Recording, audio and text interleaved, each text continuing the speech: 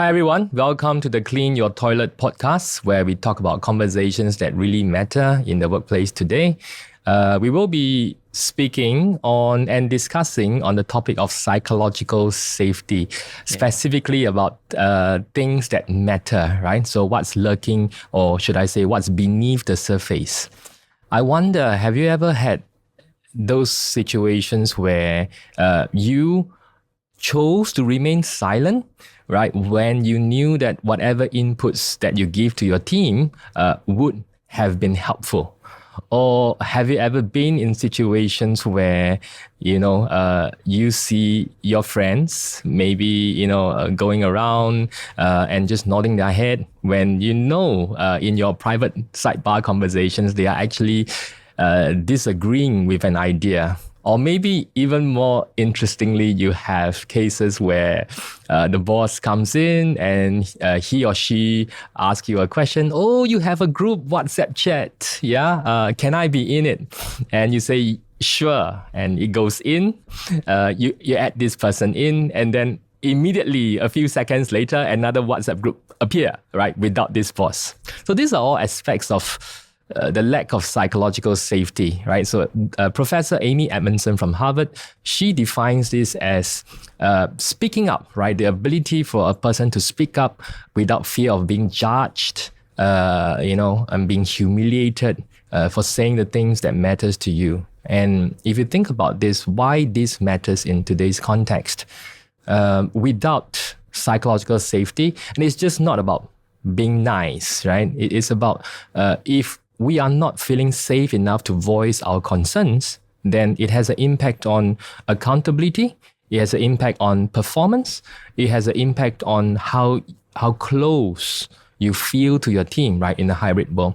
So today we are really, really happy to have with me my guest over here. My name is Weixi, by the way, and let's allow him to introduce himself. Yes. So hi, Weixi. Hi. So my name is Xing Jian, and I'm a ICF Master Certified Coach. I currently specialize in men's mental health. That's something that I'm passionate about. My own background is actually from like a comms and journalism background. So I've written articles before. I've done the whole public relations thing where, I also have to meet with people. I also have to juggle different types of personalities. And I think people call it like you learn how to read the room, right? Like what's going on here? Who can we talk to? Who should we not talk to? What is safe to say, what's not to say, what's not safe to say, right? I think that's also a bit connected to psychological safety. Yeah. So can you share a bit like, what got you into this field of psychological safety and how do you become so interested in it? Well, the term psychological safety has been around for a while. It actually just became more popular when Google did a research, right, on what makes team effective. And one of the things they realized was, in fact, when you have trust and the teams are psychologically safe to have the cadence of a discussion, right? That is actually the most important ingredient to effective teams, rather than the quality of the team members. Are they all of similar personality types? So I work a lot with teams, right? My specialty is in strategy execution. So I work a lot with leaders on how to elevate the performance of their teams, right? How to optimize the talent. So along the way, I got to know of this research that was done by Professor Amy Edmondson, and I realized that she had over the 30 years, right, of her research, she has found a way to really measure psychological safety in teams. So that got me really interested. So during COVID-19, right, so we were just looking around, trying to learn, with all the downtime. So we got in touch, we started working together, and now I am her at the moment, I'm her only distributor in Singapore that could certify other practitioners on how to use this tool and how to help teams. I see. So that's what I'm passionate about. Okay, that's interesting. So for myself, I think I would say if you ask me, my most familiar connection to psychological safety is normally when I'm working with individuals. And then, and it depends, right? It depends on their position in a company. Yeah. Sometimes it's a position of an executive. Yeah. And then not knowing how to speak up to, let's say, their manager or their reporting upline. Sometimes it's the position of like a manager who is maybe in between. And then they have to so-called manage downwards and also manage upwards. Yeah. Like how do I deliver this not so great performance review to my team member? Yeah.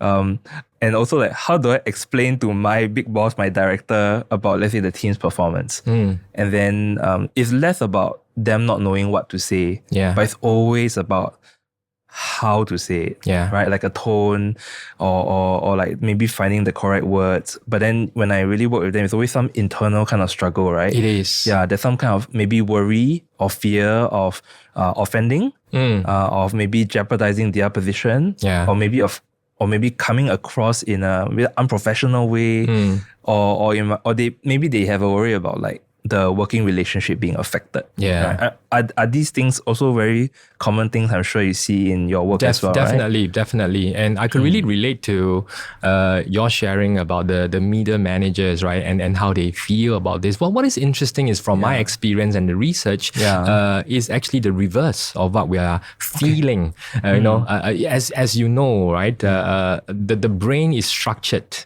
right, to make us safe, right? And fear is the number one driver. So this fear about how I would look in front of my team members, right? I could be coming in from a different department without enough domain knowledge of this department. And I have cases where clients I work with, right? They have this fear. Again, fear of speaking up. In this case, it could be a fear of saying, oh, I don't know.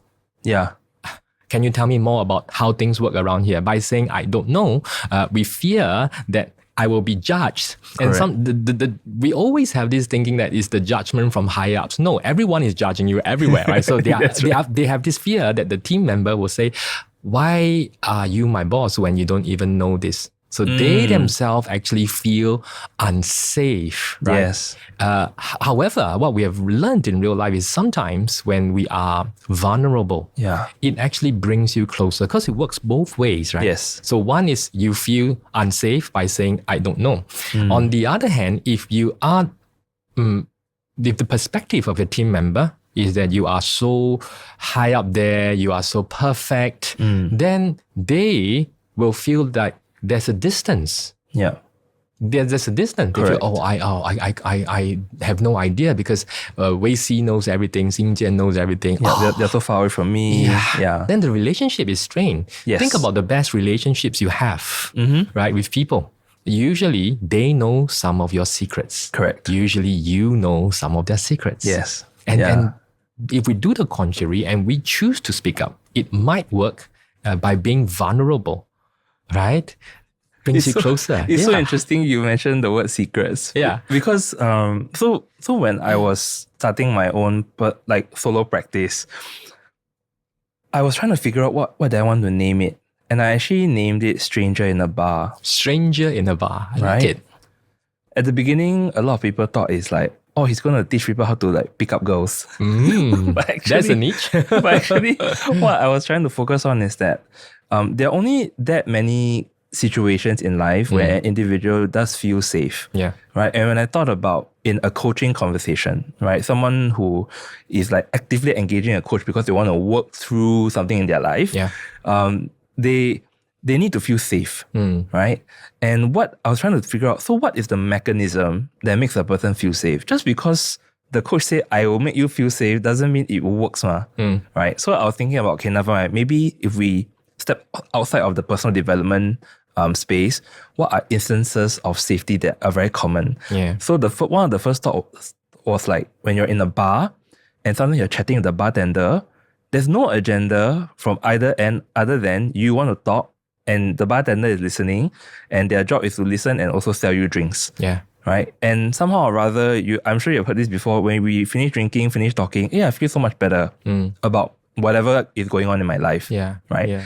The other situation I thought of was like, I don't know if you experienced this, but maybe your wife might experience this. Yeah. This is a bit gendered. Okay. When you go to the salon and you wash hair and you talk to the lady who's washing your hair, right? She's there to gossip with you. She'll listen and she'll agree with you and support you and wash your hair. And because it's so relaxing, right? When you're done, then it also feels great. It's a good feeling, right? Yeah. But then I decided on the bar because I thought maybe a bar a bit more universal, apply to more people. Yeah. But it's this point about secrets, Yeah. right? About feeling safe because you know that the hair washing auntie is not going to report you to your boss. Yeah. You know that the bartender is not going to pauto you to your team member. Yeah. Right. So then you're able to really speak your mind. Yeah. And then that gives room for whatever that needs to be expressed.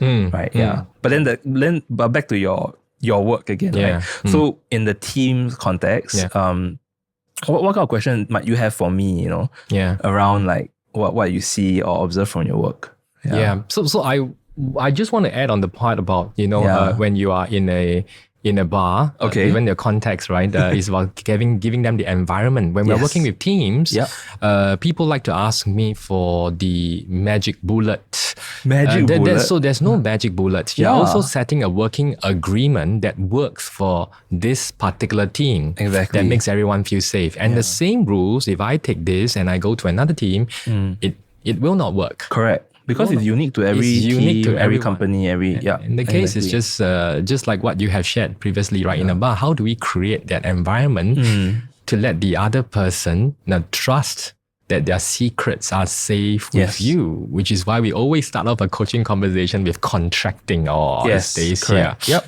Isn't it? So I could really relate to that as well. Yeah. So we talked about this context of what psychological safety means to you in terms of your workplace. How about, have you ever been in situations where you realize, that you were in an environment that lacked psychological safety? Oh, yeah. Both as a coach coming in and also I think myself experiencing it, right? I think as a coach coming in, very, very common would be when so you know how companies, they like to send teams out for like half a day training, full day training. And usually, at least in my context, the training would be like how to learn coaching skills, for instance, right? But even though the people are there to learn coaching skills, the questions when you have the free kind of like ask me anything time, right, is very different, right? It's very specific, like, let's say I have a team member who's not performing. Okay. And it's like a recalcitrant thing, very repetitive, say many times, feedback many times, still doesn't work. How can I get them to work? Right?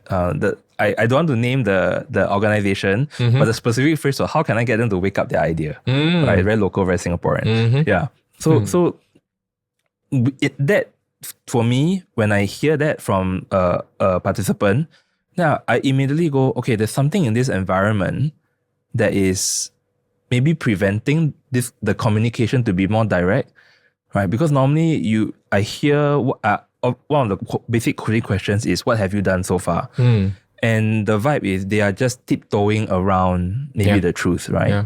So it's either the environment doesn't allow the truth to be spoken so that the feedback can be more direct, or there's something with the individual that is stopping them, right? So it's always one of these two things. So I think I'm not sure what the framework you use does, so like what does it analyze? I'm sure it's quite broad and very detailed. For me as a personal coach, the focus is always on the individual, right? So I tend to start from there. So that is one example of like what I instantly will notice, right? Normally it's some kind of communication gap or struggle. And it's very obvious one. Very difficult how to tell this kind of person you hear this kind of stuff. I hear common things from my side of the world as well. If a person could come into a performance review, right?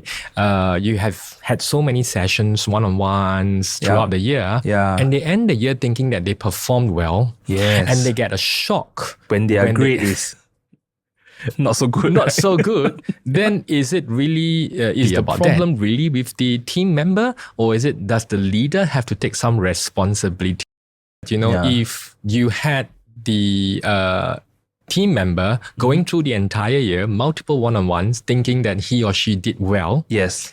And in the end, The final you grade get a is shock. The final grade was a C or a D, right? I was saying that maybe the fault does not only lie with the team member, but also with the leader. 100%. I fully agree with that. I would assume that there could have been maybe more communication from the leader about what would actually constitute a better grade, right? And sometimes I wonder if that doesn't happen because the leader feels like, so like you say in the multiple one-on-ones, right? There's something they wanted to say, but for some reason they chose to either not say or don't dare to say to this team member, right? So for example, if I need you to do, to initiate 3 more projects this year and really helm it and run it, why do you not say that? Right? It's very different from, if you can take more initiative, that would be great. These two phrasing is very, very different, right? But when I question, let's say the leader, right, then they also get stuck, right? They also go, actually, I don't know why, for instance, right? So then that also then informs me on maybe the level of personal awareness. Yeah. But I also would say I begin to question like the workplace culture. Like, what is it that like you are in a leader position, right? Then I thought your job is to help a person do well. So then how can you have all these one-on-ones and the grading still be poor? Yeah, I think both you and I will be very curious. And so what has been going on in those one-on-ones, Yeah.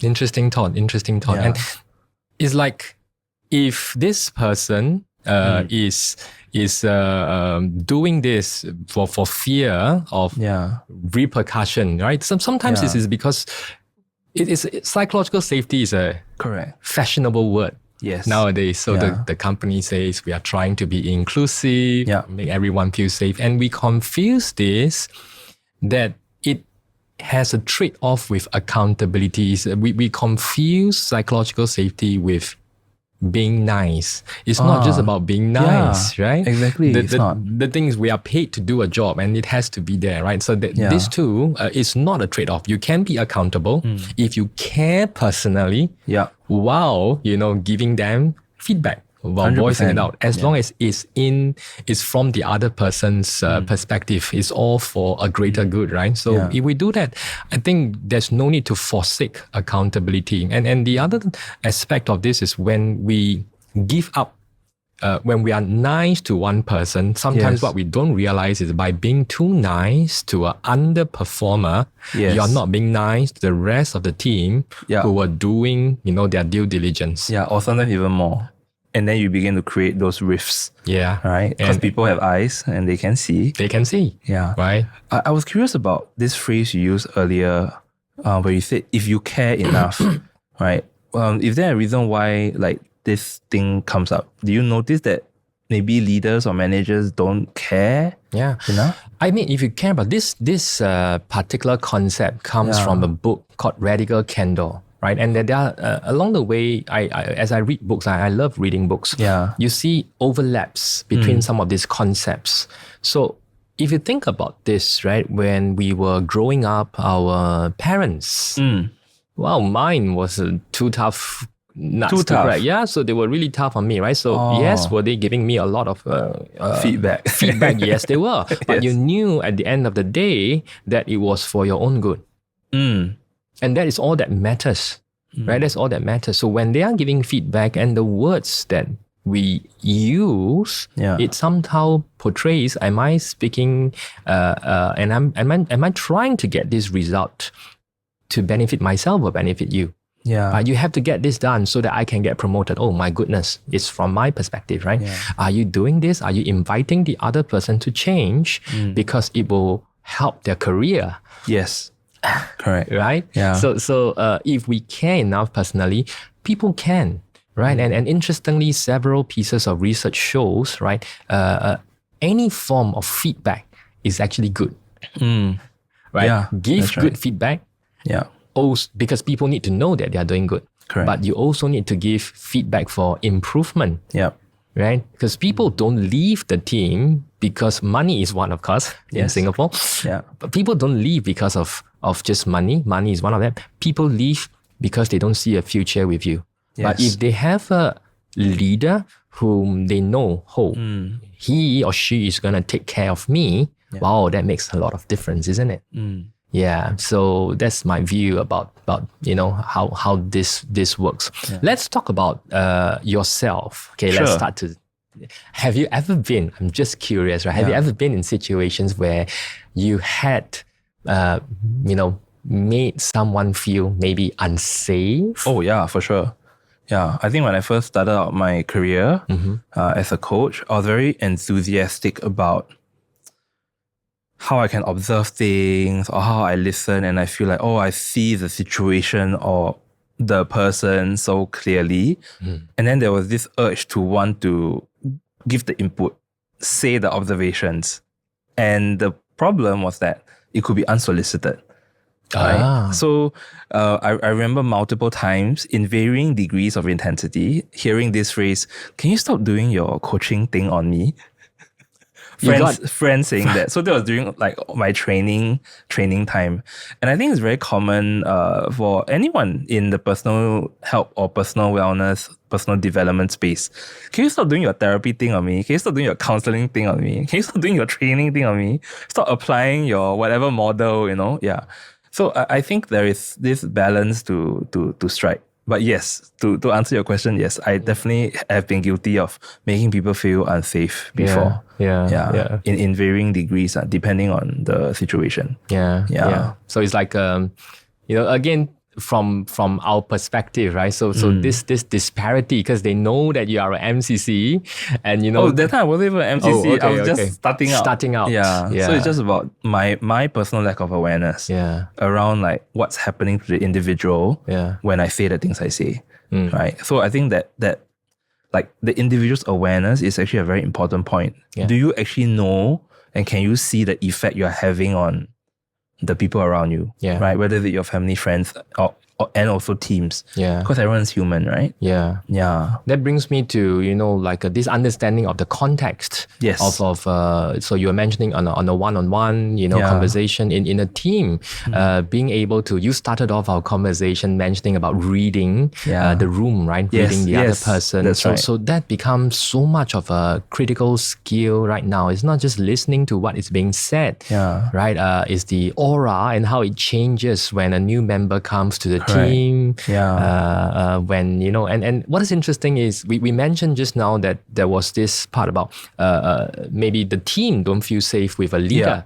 And I have guys who come to me and they say, my team on a one-on-one, they tell me everything. But when we are in a team meeting, everyone just clamps up. And what was the reason, right? And then we realized that in fact, the state of being unsafe did not only come from the leader. Yeah, interesting, right? So it came in that particular team. Again, no names mentioned, of right? Course. The psychological safety, the fact that I feel unsafe was because, of course, how we do assessments like this is everything is anonymous. So that is key. So everyone feels safe to speak up. The raw emotions and the things they're feeling, right? Correct. So you have, and what we realized from that team conversation was when someone was, should I say, safe enough or in the mood to raise or to give a suggestion, the boss being so open, because everyone speaks to him, right? One-on-one. So being so open, that sounds like a brilliant idea. Let's explore with a project. And this is the moment where you see some of the more experienced team members take a look at you, right? The you is who? The boss? The person who said the thing. The person who offered the suggestion. You find that there is a few daggers that's coming to you. Bang! Yeah. And why? Because why did you suggest? When you suggested this, it creates extra work for us. Right? So that's someone who's not reading the room in that sense. So this person was not reading the room, and maybe it was in, should I say, good intentions. So this person was not reading the room, but after a few times, you will know. And this person will not give any ideas anymore. I see. Right? So there's a lot of such kind of team dynamics, which is so unique, which we need time to, if I can use this term, peel the onion.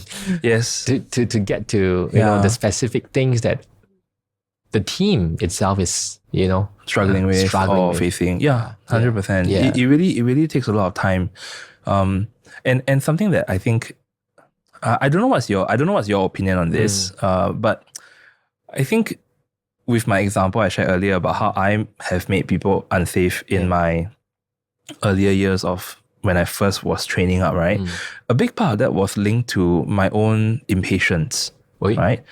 And now where I am in my own training and my own work, patience is definitely something that is much, much higher. Okay. Right? So I'm a big advocate for you have to give people the time to change or to come to their senses, so to speak. But then you as the practitioner, you still have to offer that feedback, right? You have to do your part. But then I think that the difference then is to not get attached to why are they not taking my advice, or why are they not following the results from the assessment and making the changes immediately. Sometimes I feel, at least for myself, someone who is trying to help create change, right? It can be a bit frustrating to kind of sit by and watch and wonder why are they not doing it so-called faster, right? If they already know, right? So I was curious on your end, when you work with teams and you do the analysis, that's really quite a process that takes effort and time, right? Yeah. So what is it like when you see from analysis into execution and actually transformation? What has the experience been like? Of using the scan, right? Scan, and then after you said the results are given, and then there's also post follow-up, right? Yeah. Normally, do you see that big transformation in teams, or is also a bit thanks for the analysis, and then we will try our best? It's quite amazing, actually. It's quite amazing. So it's like workshops. We run 2 days workshop. Correct. They end off, they give you a 10, love it. In the end, what happens is, are you able to apply it back at the workplace, right? Yes. And sometimes, without regular interventions, it might be tough. I see. To make into a habit, right? In this case, what I tend to get from leaders I work with is they'll say, you need 3 hours to debrief my team, based on just these few questions. Are you sure? And we always typically, right, most of the time, end up asking for a second session, having not enough time. So because we are talking about the favorite topic. When we talk about personality tests and this, right, we are talking about themselves. And there's so much to unpack once you get to a state where people feel safe to share. Exactly. Right? So the transformation that I see over here is really letting them see, from giving them a space away from the hustle of work, the pace of work, come together. We are here. How can our team be more effective together? Right? And then they really talk about things, right? And you have those very interesting conversations, the words you're sensitive to, why I didn't dare, because the roles, the company maybe went through a restructure, right? And then the roles and responsibilities are not clear. So the reason why I don't voice out is actually good intention. I don't wish to overstep my boundary because you were just made a leader. I don't want to take the shine away from your promotion. It was actually good intentions. But the other person, you used to be very open with me. But now, that's what you see on the surface, right? I see. But now that I'm promoted, you don't offer me the same kind of support. Openness and support. Support was the word. They deem it as support. But the other person was doing it so that, hey, now that you are, one level higher, I don't wish to, take away the shine, right? I understand. So and then just, you didn't say, you didn't ask, those kind of conversations. And then the communication kind of broke, and then everyone both had their own set of assumptions, right, about what's going on.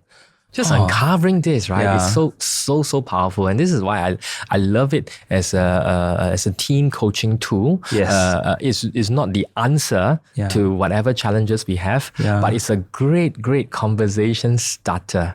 That's so cool. Yeah, it's a great conversation starter for this. Yeah. So earlier when we met outside, and we just chatted a bit, it's so interesting to now kind of remember where you started in your work to where you are now. For those of you who are curious about what Weixi does, you go and stalk him yourself. Yeah. Right. Find me on LinkedIn. Yes, correct. So I'm curious, right? When we're in this personal development space, one of the things that I always experience is I ask myself the question, am I practicing what I preach? Yeah. Right? And over the years, this question will evolve, right? Sometimes I feel like, yeah, I am practicing what I preach. I'm very aligned, I can represent the profession of coaching or like personal development. So, and then some days I feel like I'm not, right? I'm not being on integrity. I'm not keeping to my agreements. And is this constant checking in with myself? Yeah. So I was curious, how has doing this work, I guess, influence you, or what kind of changes do you see personally, over the years when you start to do this kind of like uncovering, the realities of relationships and stuff like that? Yeah. Realities of relationship and uncovering Personal and understanding awareness. personal awareness, personality. Correct. So it's been a long time since I was doing this, right? I think what is clear to me is the more I know, the more I realize I don't know. Oh, so Yeah. wisdom. Yeah, the more Say I more. know, the more I realize I don't know that human. We talk about different. There's different contexts. Simple context. Yeah. There is complicated and complex. I think once you have human beings involved, right? It's complex. Complicated. Because people make it complicated, right? People make it complicated. There's so much biases as you are facilitating, because you put yourself, you are part of the conversation, right? So when we talk about psych safety, when we have such kind of debrief, Yes. as I'm coaching fellow practitioners on how to actually run such a debrief, right? Then it brings another element, because you are in the team. The leader's state of psychological safety, Yeah. the team members themselves, and you As a facilitator of the team. Okay. Because when you are out there, are you feeling safe enough to state your observations of what's happening? That's right. And for people who are new to this, right, they might find it tough. Yeah. They might, and then it goes back to, again, the working agreement. I'm here, I'm your coach. I'm here to ask you those uncomfortable questions. Yeah. Right? And what we bring to the table, right? Because if we are able to ask and make those observations, somehow just by asking that questions, I have people saying, Weixi, I look at the way you do facilitation, you quite easy money. It's not easy. It's not easy. It's not easy, right? So that thereabouts is what I've learned. That having this state of not knowing, being constantly curious, right, is very important. And the more I do some of these sessions, the more I realize that, none of us are perfect. And I just keep reflecting on my own biases. Yeah. And every time you talk to someone else, what are some assumptions? Yeah. And I realize that I have such a long list. Same. I fully agree. Yeah. As you were sharing, right? Because you talked about how, I guess as the more experienced practitioner, sometimes you have to take care of newer practitioners who are entering your company and having to deliver the thing. Yep. So in a similar context, sometimes I have to mentor or supervise newer coaches who are doing this for the first time. Oh, yeah. Then I suddenly thought of this phrase that I try to remind these people. I was, when they say things like, I don't know how to be direct, or I don't know how to ask the question in a powerful way, or I don't know how to make the observation, right? Then one thing that I always remind them is that you must remember, no matter how small or how maybe unimportant you feel, you have a role here, right? And there is power in this role. Yeah. And that role is that you are this person's coach.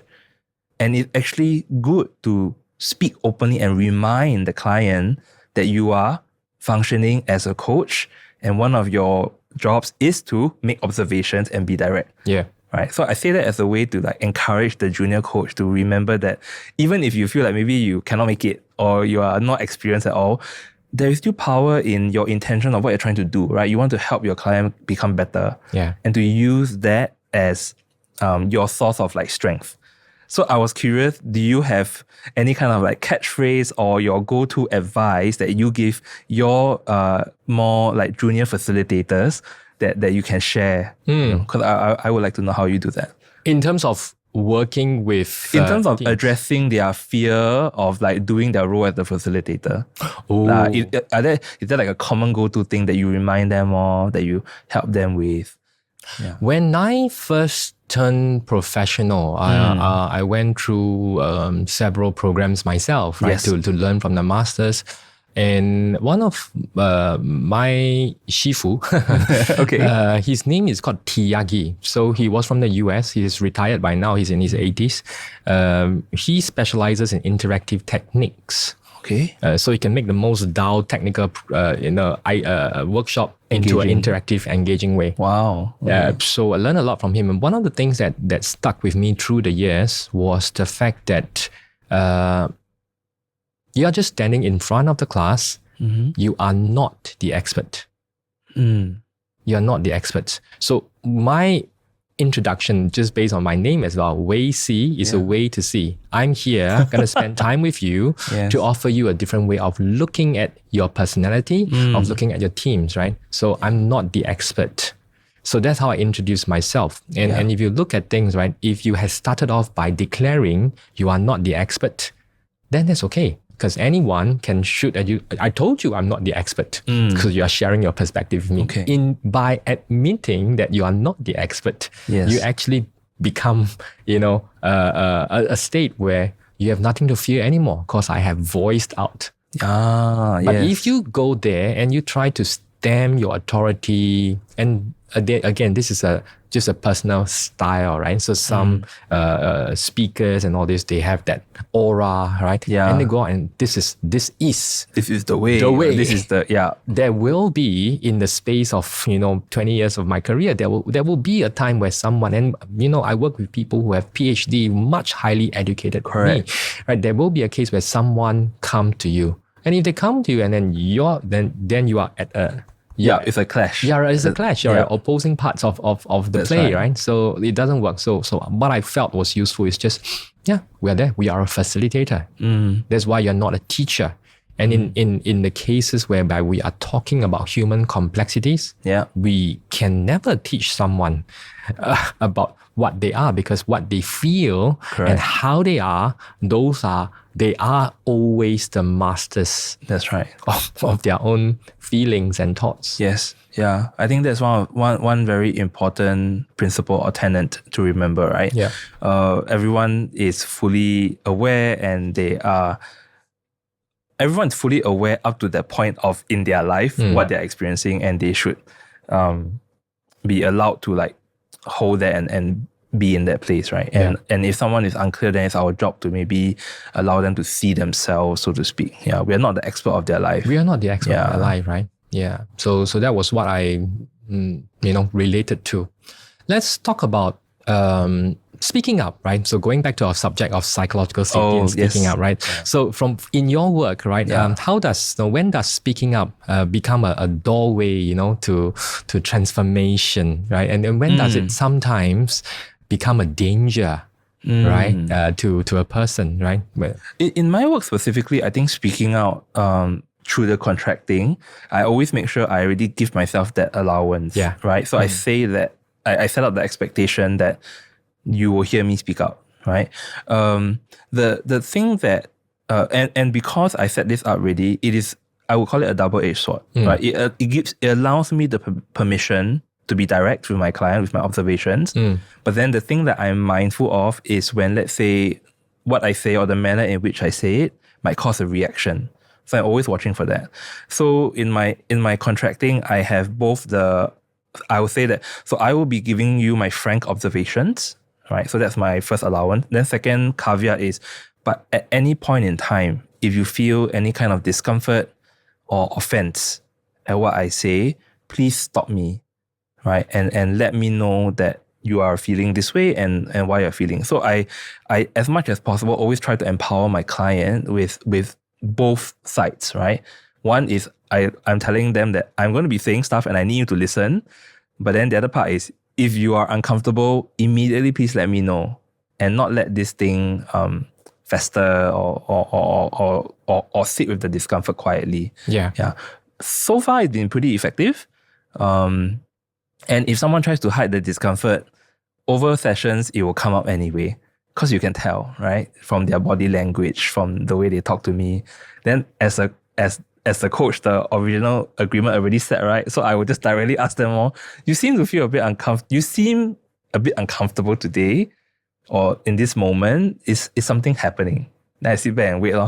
So I'm giving them an opportunity to tell me what's wrong. Hold the space. Hold the space. Yes, hold the space. Have to hold the space. Yeah. So that's how I do it. Yeah. So in terms of this, right? How does in your area of work, have you ever worked with clients who perhaps exhibit a lack of psychological safety, in certain contexts, because context matters, right? So they feel safe talking to the wife, they don't feel safe talking to the boss, So have you ever spoken or worked with clients who somehow lack this, and how was the healing journey like? I think a big part of like healing, right? It always comes with acknowledgement and maybe seeing things from a more objective lens. And so for instance, like one client, there was this big lamentation, right? About how the marriage is breaking down and everything he's trying is not working anymore, right? But then the part that helped him to, I guess, maybe let go of his frustration of so-called what he thinks is not working was actually a communication gap, right? So I basically asked him, so why are you doing all these things, to try to save your marriage, right? Then he said, it's exactly that. I want to save my marriage. I still love my wife. And that's why I'm doing all these things, but she doesn't seem to be responding, right? Then I just asked him, does your wife know that you want to save the marriage? And for some reason, he gonna stun a little bit, right? Then I asked him, so sorry, you suddenly paused, what's going on? Then he suddenly said, I don't think I've actually said to my wife, I want to save the marriage. Then I'm like, oh, okay. Then how would she know? Then he just said, yeah, I guess I can't assume that she knows, right? Then I'm like, I don't know, but then you seem to be discovering something right now. Then he's like, okay, I will text you. I need to go and talk to my wife now. That kind of thing. Yeah. So it's just this moment to help them see, right? So sometimes the healing comes from the seeing, or at least the chance for healing to start comes from this moment of different awareness. Yeah. And yeah, it's hard to see it sometimes when you're on your own.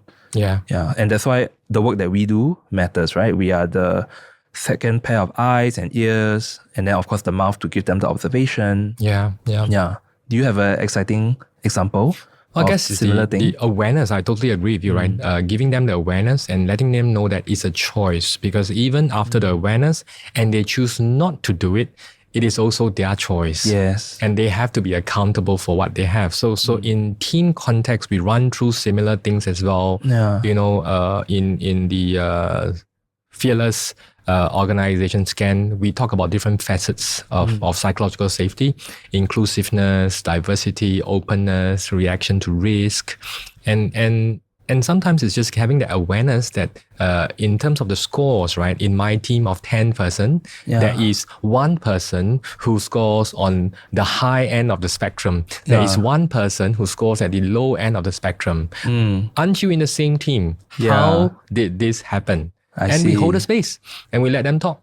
Then you discover along the way there could be people in the and the leader's own feedback helps. He or she thinks that, hey, this is the way I'm leading the team. What is important is when you realize in the actual workspace, right? How they perceive. How he or she is being perceived, right? The other people, maybe you are just doing this, whatever you say, to a few people. As a result, they feel safe. And once they realize this, actually it's true, I should promulgate this to the rest of my team members. That's fine. So what we get them to do at the end is, with all this conversation of understanding what's going around, I like to end off my session with just two questions. Not targeted at anyone in general, but if we are a team, we are together, I get everyone to reflect on this. One thing that I wish others would do for me to make me feel more safe. Okay. One thing I promise, and that adds accountability, right? One thing I promise to do for this team so that others can feel more safe, not targeted at anyone, based on just the entire, time we spend together. And then it's just doing and the thing is, it's a state. It is a pulse check. It's checking your temperature. So 3 months later, what happens? A new person comes in, you keep doing it. it's a never-ending journey. We never really reach the end state. Have there been clients who didn't buy in and then they just kind of don't accept the assessment, or they kind of say, okay, thank you, but then you kind of know that they switch off and then they didn't want to do it anymore? So the process usually is just like the chemistry check we have when we are working with individual clients, right? So knowing the person's receptiveness, because it's just how we do it, right? Yes. Sometimes it's part of the climate survey. And those with the lowest scores, you are condemned. I will have to bring in an external consultant here to whack you. Or they go in and the leaders have a preconceived idea Of what? that there is one person in the team who's causing this toxic environment. I see. Right? Yeah. And then, because of this, again, because we are zooming in, we become so myopic in terms of the choice of words and the actions we take. And it has an impact. Everyone feels even more unsafe, right? Yeah. So our job there is is it really true? And sometimes what you realize is the person is not who you're talking about. You feel like the person who is in a hybrid world, 5 of us here in China, one person, that person is the unsafe one. It's not. I see. A lot of assumptions that goes into this, right? So sounds like your work, then there's a lot of revelation, right? A lot of, so that is a key mechanic of things. It's a key mechanic of things. And I think what makes me so passionate about this is it has a lot of relevance in the current world right now because of hybrid work. Yeah. I know a lot of people are, a lot of leaders are getting their team members, come back to the workplace. It used to be, work from home and then 2 days, 3 days. Now everyone comes back here. If not, you lose your job, right? Yeah, So it's coming back to, it seems to be, but the age of finding talent in different geographic areas, is here. So people, you will, as a leader, perhaps in a larger size company, you probably will have chance of working with team members from different places. Correct. And without face-to-face interaction, this connection becomes even more important. The need to build safety, psychological safety, becomes even more important. Yeah, 100%. So that's why I'm passionate about this. Yeah.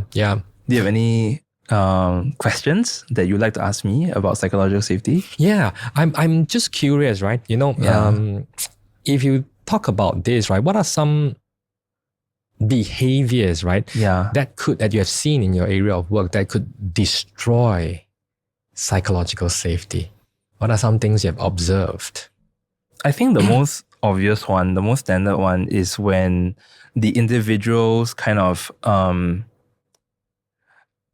a throwaway word, easy word to use would be ego, becomes very big, right? But then ego, I don't think is the traditional sense of what people might assume like a prideful person. But it's more around maybe the personal, the self-centeredness. Self-centered. And even when I say self-centered, it might not always be like a traditionally negative thing. It's more of like I'm referring to an individual's inability to observe what's happening around them. So it's like they are a walking ball of chaos, or they are a walking ball of like maybe they are sucking everyone's energy or negativity, but they somehow cannot recognize it. Yeah. And it can be quite scary, right? And sometimes it's not just one person. Sometimes it's like can be more than like 2 people.